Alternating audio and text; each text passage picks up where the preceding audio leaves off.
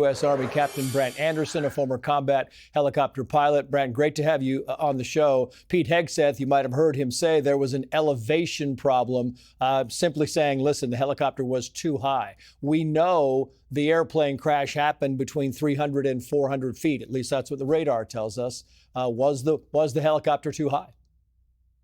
Well, yeah. Hey, thanks so much for having me. And first off, my condolences go out to everybody involved. Sure. It's a real tragedy that we as Army aviators always try to prevent at every turn. To answer your question, yes, we know that 200 is the ceiling along the Potomac River, and that rotary wing traffic operating in that area may not fly above that. It's very clearly labeled on FAA maps. And so, it's one of those things the American Airlines flight may not have even been expecting to see a helicopter operating at that altitude.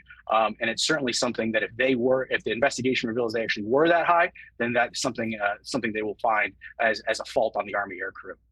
So from the air traffic control perspective on this, when they are giving these instructions and they're talking to the helicopter pilot saying, do you see the regional jet, and go to the rear, pass behind the CRJ, do they know at the time that the helicopter is too high, and should there have been a warning and lower your altitude?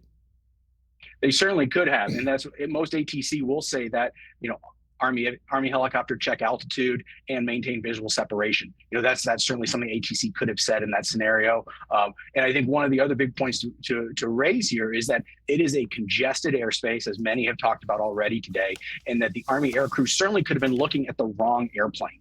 Night vision goggles, they pull out all kinds of light. They're looking at, blinking lights on towers around the DMV on the approach into DCA. It's certainly possible that just got lost in the noise, as is often the case in congested areas. The investigation will play out if they were wearing those night vision goggles or not. Certainly that can be a judgment call on the part of the pilots. Sometimes when it's bright enough, they can go unaided, in which case they're just flying with the naked eye. But this was a training flight, it's an annual night evaluation called an APART. Those are things that usually occur under night vision goggles to evaluate how the air crews are doing. And I think one of the other worries here is if they're looking down the Potomac River, they could have been looking further south and not even seen the American Airlines jet coming around for the 3-3 runway, which puts them a little bit further east than the aircrew might have been expecting. And so when they responded to the air traffic controllers, it's possible they said affirmatively, but we're just looking at the wrong airplane.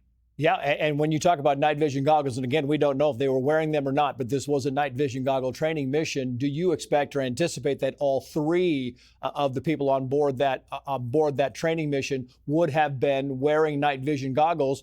Could one of them been wearing it? Could it be 2 out of 3? What do you think about that? It certainly could have. So there's mixed cockpits when folks will wear night vision goggles and some will not. They'll do that routinely as a part of training. But that is something that's closely coordinated. And, I think one of the points to consider here with night vision goggles, your peripheral vision is reduced when you're wearing those. So it's incumbent upon those who are wearing the goggles to maintain a constant scan, looking left and right, because you don't have the same periphery available as you do with the naked eye, or as you and I are walking around today in daylight. And so one of the problems that can rise with night vision goggles is folks can get fixated. They can fixate on one thing and all of a sudden miss something that's happening right out their left door or right out their right door. You know the scenario better than I do. I want to just play this for you because this is the ATC conversation with the Black Hawk helicopter. Pat 25, do you have the CRJ in sight? Pat 25, pass behind the CRJ. The helicopter pilot responds. 25 has aircraft in sight. Request visual separation. So it appears like, yes, they've got this in sight, but there's no direction. That the ATC, Brant, never gives the helicopter pilots any direction. 11 o'clock, do you have the CRJ at 11 o'clock? Pass behind. So would you anticipate something a bit more from ATC?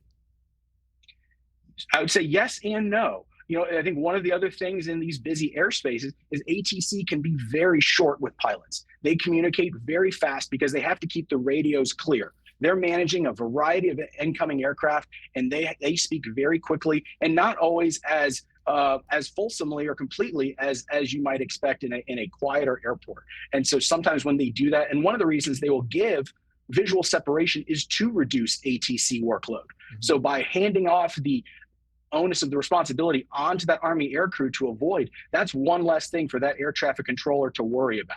And so I think there's another wrinkle here where the air traffic controllers can be saturated. They're speaking quickly, short, and handing off responsibilities to the pilot and air crew, they have to watch out for themselves at that point once that confirmation is received. Yeah, Brant Anderson, really good insight, great information. Thank you for coming on. We appreciate it.